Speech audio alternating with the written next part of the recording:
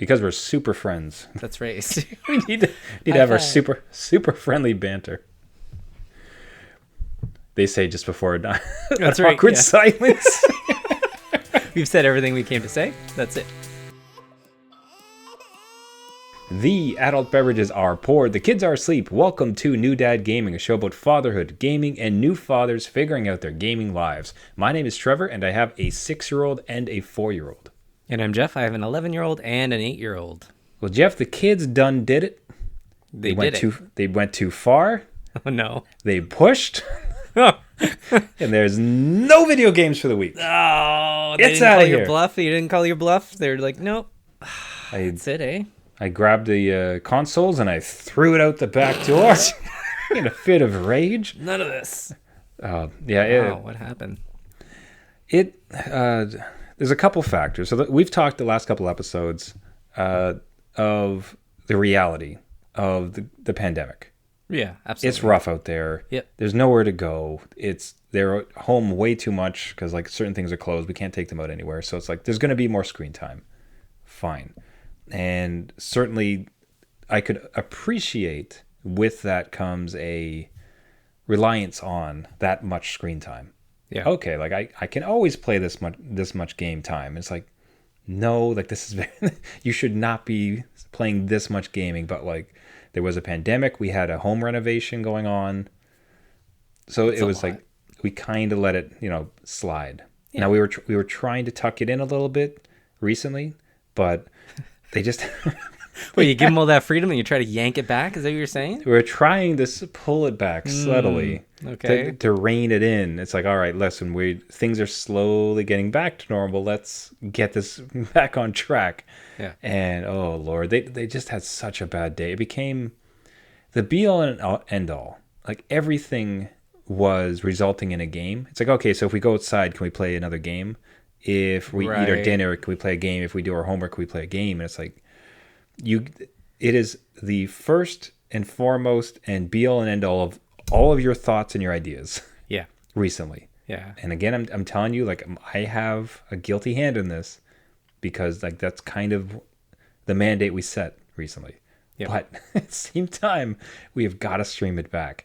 So because that was the case, and then they just had a terrible day. Like they were throwing up so much attitude. They had talked back to my wife. They were refusing to go outside because of gaming, something like that. So it's just like, bam, it is gone for a week. You've lost your games for a week. You lost the level. Start back at World 1. Yeah, no, I can totally relate to that. We've had some troubles with that. When, gaming is kind of their currency, right? So you know how it's, I'll say punishment, but when if they're not holding up their end of the bargain, then that's what goes first. And it kind of snaps them back into like, oh, okay, you're serious. I get it. And oh my goodness, he meant it. Yeah, and they go through kind of those steps, they're in denial, and then they kind of come to accept, or they might get a little bit rowdy at a point in time. But yeah, they've pushed us a little bit too. Not recently, but definitely in their lives and in our lives, where we had a whole firm. And yeah, as a gaming dad, and how video games are kind of like, you see what they do in them and you can participate in them, and you're like, if you just be quiet and just sit there for like 3 days and then you're good, man. Just don't say anything. It's like, get it back. Like, I'm missing playing with you, man. I'm missing my gaming buddy. Come on. You're just in the background like, no, don't say anything. Yeah. No, I don't like that. With our current, I imagine it's almost more punishment for you because I don't know what your stance is. Right now, with the way that our house is and with the ages, like I don't play games when they're awake and around. Because if I did, like they would have to play with me. Like they're very much at an age where it's you're very much their everything. Like it's like we're playing a game, we're doing a puzzle, we're going out. Gotcha. Like but at 4 and 6, it's very much like it's not. I'm in the basement playing a game. They're just doing something in the other side of the house. Right. You know what I mean? So it's not a big change to my habit in that like I'm not gaming during the day because they're not. Do you? In times when you've pulled it off, have you just rubbed salt in it by playing games in front of them, or did you also Did you also just like cut yourself off to show No, solidarity? no, absolutely web assault. Definitely not. This, Never. and it's kind of funny that you say that because like again, yeah, 4 and 6 they're clingers, right? Like you have to kind of stay with them and be with them, and that makes sense, right? They want to be around you. Awesome. Sorry, I will put a caveat. Like, I'm at a point right now. Like, every day I realize how like limited this is. This age is goddamn awesome. It is so cool. Yeah. This is so much fun. So just to be very clear about my mindset on it, there's actually no negativity towards it. Like I'm adoring this age. Right. Yeah. Just to kind of put a bit of a stake in it, because we're certainly when we call them clingers, that's accurate. But it almost sounds negative. No, yeah. It's just the phase that I'm going through with an 8 and an 11-year-old. They're more separate. So my son will come downstairs and do whatever he's doing, and my other son will go upstairs to his bedroom and play on his PC, and then I can play something on the TV. And sometimes we come together and we play things. But if they've been kicked off their systems, they come and bug me. What you playing, Dad? What you playing, Dad? Yeah, they're just like, oh, okay, I'm just gonna watch this then. And be like, no, like that's part of the deal. Like you can't. Oh, that's interesting. So you don't even let them. So no. So they've been kicked off their system for bad behavior. Yeah. And then, so you not only not stop your gaming, you also forbid them from watching your gaming. They could not watch it. No.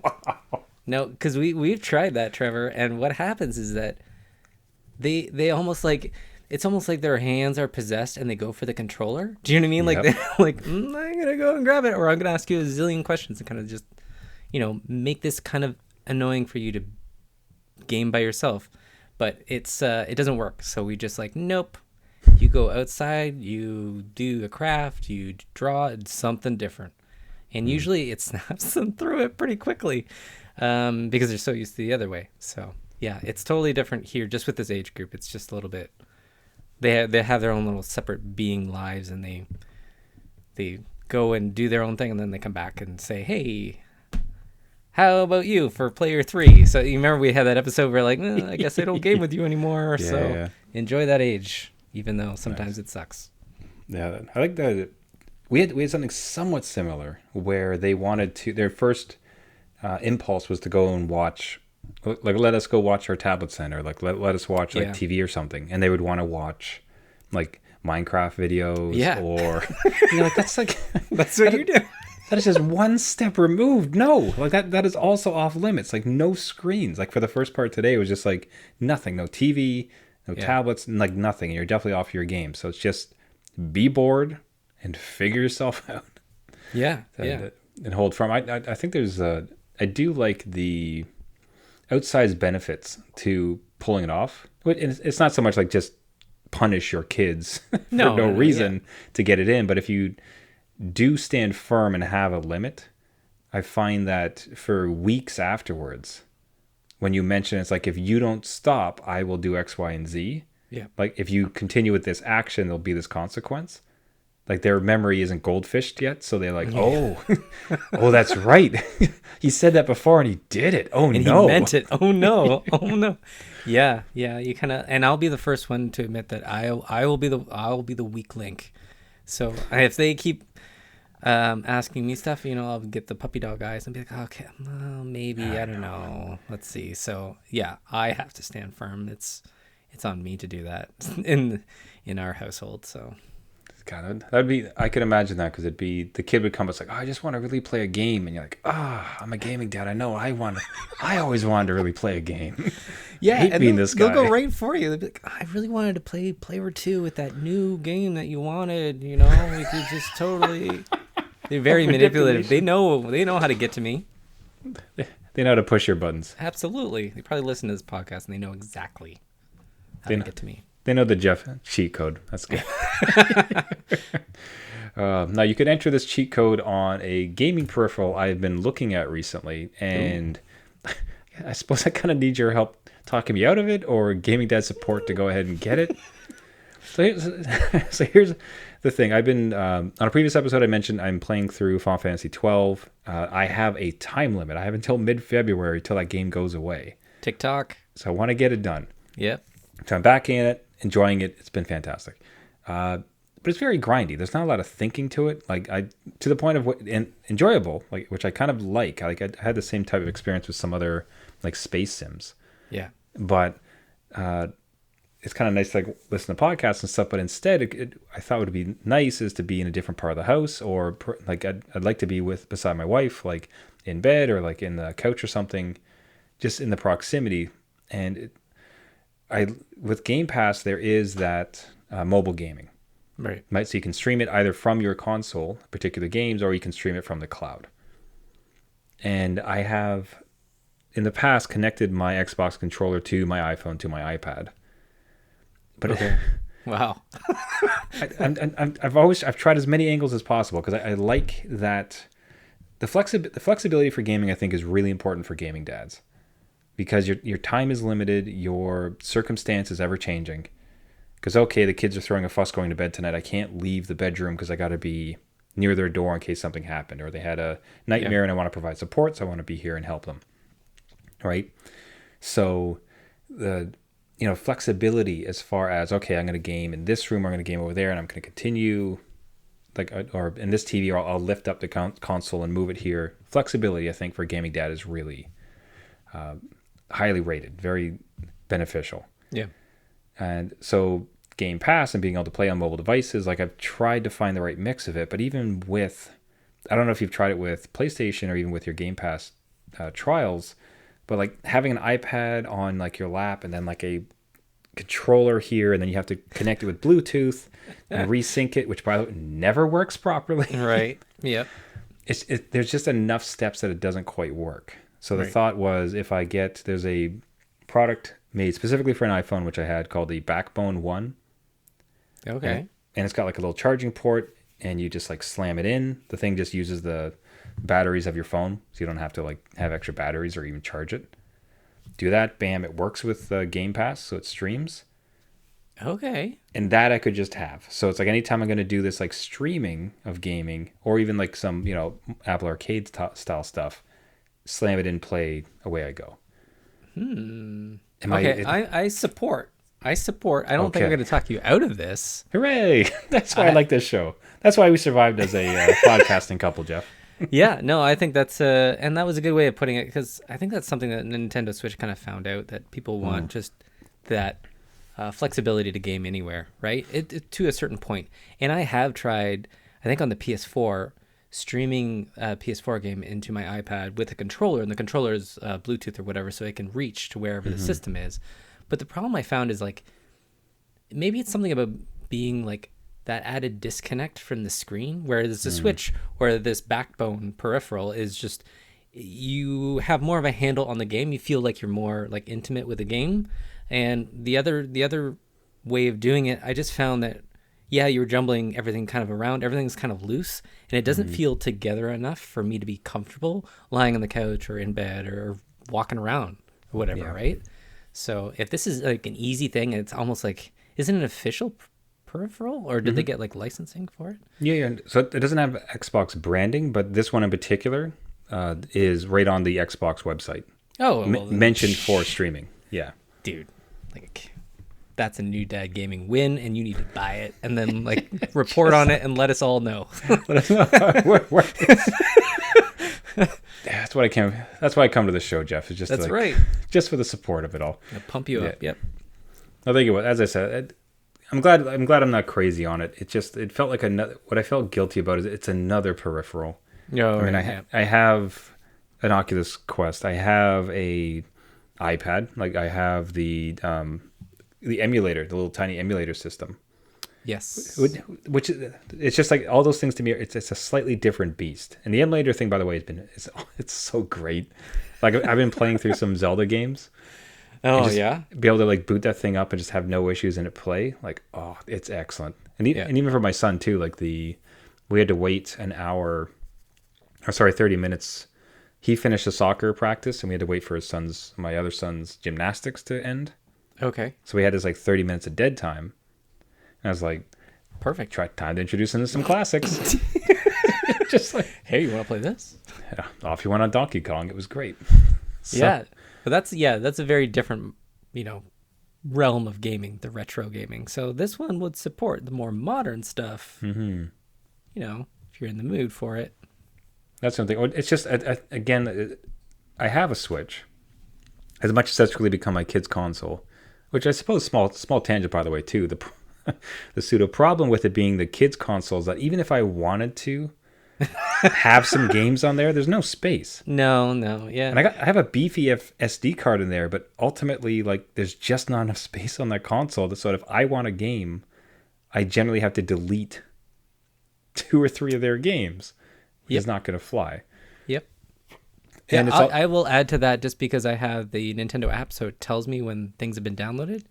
And my 8-year-old will just go through the library of all the previously downloaded stuff that I've wiped off so that there's space, and he'll just start downloading everything. So just because he wants to, like, you know, get into one game and then, you know, I'm done, and then that's it. But it's all been downloaded again. I'm like, oh, come on. Just gigs and gigs and gigs of download. Yeah, thank God for unlimited internet. I don't know. So that's just the... Yeah, so that's been kind of my limit with Switch, and then just with the Nintendo tax, as far as I want to try these 6 games. It's like, well, that's $100 a shot on Nintendo to play around with it, right? As opposed to all the benefits of this gaming pass, where it's awesome. I can have a bevy of games. Yep. Every Blizzard Activision game I could ever want. Yep. All in the palm of your hands. All right, so it sounds like Gaming Dad approved. That is approved and report Stamped. back. Ka-chunk. Now, speaking of peripherals, it sounds like you had an out-of-body experience almost, as far as coming up as someone who's gaming a little bit on a PC and then receiving a certain request from your kid. Yeah. So my 11-year-old has a gaming PC that he's really into. The problem is that, and he's getting online with his friends a lot. He came to me one day and he's like, "Dad," and I'm like, "Yes." He's like, "I really need something for my computer." I'm like, "Oh God, what'd you do to it?" Sorry, the best part is that word is such a red flag. It's like I call my kids on that all the time. It's like, I need, need. Let's be very careful with that word. Yeah, you exactly. need oxygen. Mm-hmm. You need food, but do you need this? Yep. Yeah, we've had that conversation. But yeah, it immediately, like, okay, what happened? You know, what's going on? Did you fry your keyboard or something, spill of water on it, whatever. He's like, no. I really, like, the mouse I have is really good. Thank you for, because it's one of these, like, old, like, mini mouses that we got for when school was virtual. So it's not very good. But he's like, but really, all my friends online with Minecraft, I really need a gaming mouse. I'm like, a gaming mouse? For Minecraft? For Minecraft. And I'm like going through my head. I'm like, listen, back in my day, a gaming mouse was the mouse you had with every other computer with a little ball inside of it that always got stuffed up with lint and hair and whatever else was on the table. So, and then that is a gaming mouse. And then you had some surgery where you awkwardly spun it. And then you knocked the ball, which was surprisingly heavy. Yeah, it was pretty heavy. Yeah, it was like onto a table. And you took a Q-tip with some rubbing alcohol. Yeah. You cleaned that sucker up. Your mouse started white and slowly transitioned to a beautiful yellow as time went on. Those were the days, right? But he's like, no, Dad, I really need this gaming mouse because I can't butterfly click. And I'm like, butterfly click? What is going on? Okay, so we're going to do a if small you want to Google tangent. this, quickly. There how are... to butterfly. It was a first response. I'm telling you, we are old now. So it is to maximize your click count in something like Minecraft and PvP, where you can hit a person way more if you master this maneuver, where you're flicking your hand back and forth on the mouse so fast that it's registering each, like, rapid fire of your fingers, but the mouse has to be a gaming mouse with those, like, the pressure clicks, right? And the multiple buttons on the face, otherwise it won't work. Because he's dealing with like a $15 mini mouse that does not do this. So yeah, we're watching the video right now, and again, butterfly click, it's almost like taking the Spock Live Long and Prosper, and then you're rotating or you're like flicking your hands back and forth, the fingers back and forth as fast as you can, and in the game it'll register each one. So that will help you win in something like Minecraft PvP. Okay, so that's like, so as opposed to you're using one finger to click, to simplify it, unless I misread it, like as opposed to using one mouse to click like us old timers do. Yeah, you're doing. You got your two fingers, You're just alternating. tippity tappity. Yep. Okay. Yeah. Oh my goodness. Yeah. Wow. Is this like a Star? Did it start as a StarCraft thing? I hope it's a StarCraft thing. I don't know, but I am honestly like, maybe that's why I lost a star. Back in the day, I'm dealing with this rollerball mouse and everybody else is doing these butterfly clicks. I'm like, how are you even doing this? Oh, that's so, man, that take a lot of practice, because if you quickly do it on your mouse, and gaming dads, like if you happen to listen to their computer, try it. Put your the first two left. I'm trying to think of how to describe it. Your middle and index finger, pointer and middle finger on the left side, Yeah. and then use your ring finger on your right hand on the right click. Yeah. Because that is like, that is so against my muscle memory. That's like, Isn't it? Right? That's Like, bizarre. I mean, we probably have 30 years of muscle memory that we have to unlearn. But yeah, so he kind of sold it to me. Like, I'm like, oh, really? Because now I'm invested. I'm like, wow, okay. All right. This has like kind of a tangible thing that will help you game. So You should just tell you what, you lend him the money. yeah. And that, okay, now that you are becoming a professional, I expect this money back when That's you win right. some tournaments. I need a return. Return of investment. I don't know. Wow. It was a lot. I kind of threw me for a loop because I'm like, I'm high. I was so out of touch. Like, I did not know. But then I'm into the researching, the DPI of the mouse and like wired or wireless and laser or optical. I'm like, okay, like this gets really deep into it. So we're looking at gaming mice or mouses. And I will report back on what he gets and how it's helped him. Maybe I'll do a before and after video just to see, because I swear, like he's on YouTube already, like we're doing right now, just looking at different ways to click and how to master those techniques. And he's pretty good at looking at something like this and just having it down in 5 minutes. So, Oh man, yeah. Please, you have got to. Please, for this, my sake, for the sake of the listeners, record the difference. I want to see I mean, if it's notable. absolutely, because like the video again we're watching, there was a counter there, and it was he was doing 22 clicks per second, which is insane. Like that is a lot of clicks per second. So, yeah, that is- yeah, we'll see. I don't know. Pro, here we come. That's right. Give me some money. Now, in addition to buying your kid mouses, you yourself are going to be looking to buy a game coming up. And it sounds like this is something that you treat yourself to kind of once a year, like a big title. Yeah. And the question for you is, if you had to buy, if I understood your question, and correct me if I'm wrong, I treat myself to one big game. Right. So which game is not going to go on sale? Right. Exactly. Right? Yes. Okay. Yeah. There's quite a few coming out in February. We have Horizon Forbidden West. We have Elden Ring. We have Dying Light 2 if you're in it for 500 hours. Destiny 2 has an expansion, a couple indie titles in there. So it's busy. And if I'm going to treat myself to one full release game, I don't want to spend $80, $90 and then in a month or two, like a Ubisoft games goes on sale for 50% off, right?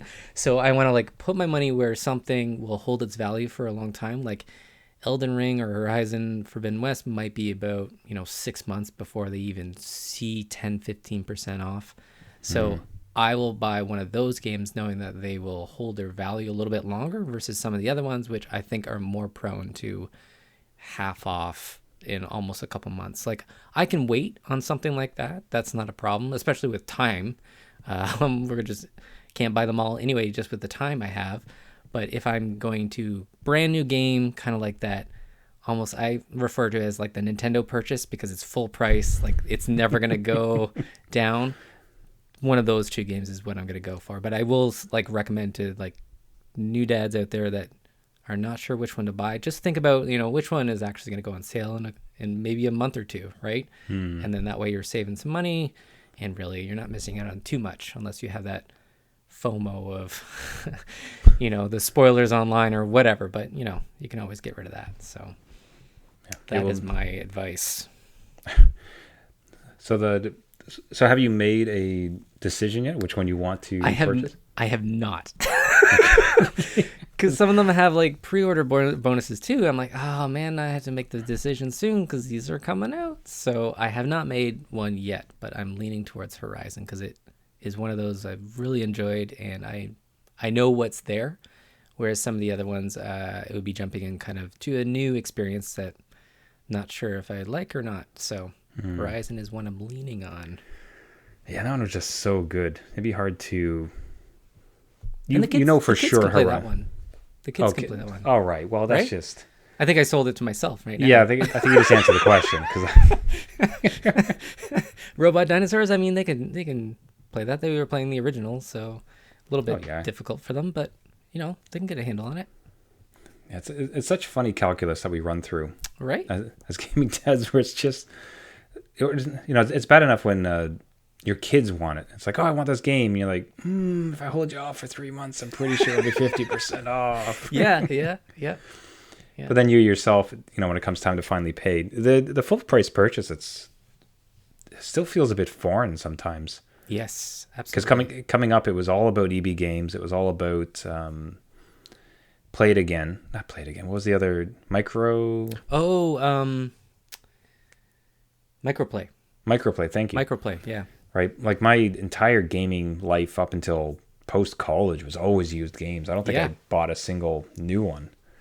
So the thought now of day one, full price, like it still feels a bit foreign. So it's funny enough when I have to do it and like I decide you make that big dad decision like, yeah, this is to be the game I'm gonna buy full price right away. And also just trying to fight it with your kids around like, oh, I want it so badly. Like, yeah. And I could totally vouch for that used game purchase. Like one of my favorite games of all time was picked up used, and it was Final Fantasy VII.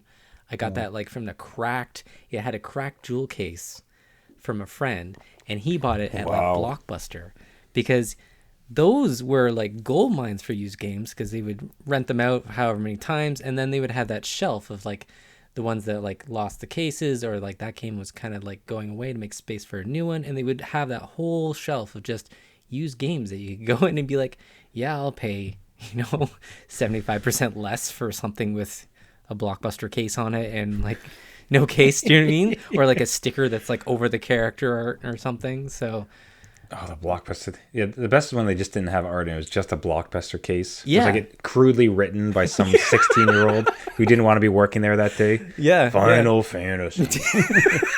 I don't know. Yeah, they always had to open it and like check. They'd be like, yeah, I guess it's the right game. It's right. Yeah, there's a game in here. Let's go for it. Yeah, it's good. Here's a free popcorn or a free rental for the next time. That'd be pretty sweet. I could go for some of that. Yeah. Alrighty, so that's yours to report back on how your decision, but it sounds like Horizon Forbidden West, and it'll just be a matter of if you buckle and end up getting the pre-order or not. At least we it's both a safe have something bet. to buy and report back on. Go. I think that's a good balance. That's a good balance, and that's a good show. And that's a great place to wrap it up for the week. Everybody, thank you so much for listening. This has been New Dad Gaming. If you'd like to get a hold of us, you can find us on Twitter and our website. On Twitter, we're at New Dad Gaming. Our website is newdadgaming.com. Do you have your own stories of finding Blockbuster gems and bringing it home, or convincing yourself for a one-time full-price game purchase? Have you had any luck with some peripheries or the game streaming with the Backbone? I'd really appreciate hearing about that. So we'd love if you'd reach out. If you like the show, you can subscribe on all the major podcasting networks. So you can find us on iTunes, Spotify, Google Play, Stitcher, anywhere where you get your podcasts. This year, as we launch into it, we are really trying to grow the show and reach out to as many gaming dads as possible. What really, really helps is sharing the show. Share a tweet, share a clip that we send out, subscribe to the show, and really what helps is a rating and a comment. If you can take a moment and rate and comment on the show on iTunes or Spotify, immensely helps out the show. If you do so, just send us a note. We'd love to feature your name and your comments, as well as anything that's to shout out on the show when it does. Can't thank you enough for it. Everybody, thank you so much for listening. My name is Trevor. I have a 6-year-old and a 4-year-old. And I'm Jeff. I have an 11-year-old, an 8-year-old, and possibly a pre-order to purchase. But just because you became a dad doesn't mean it's game over.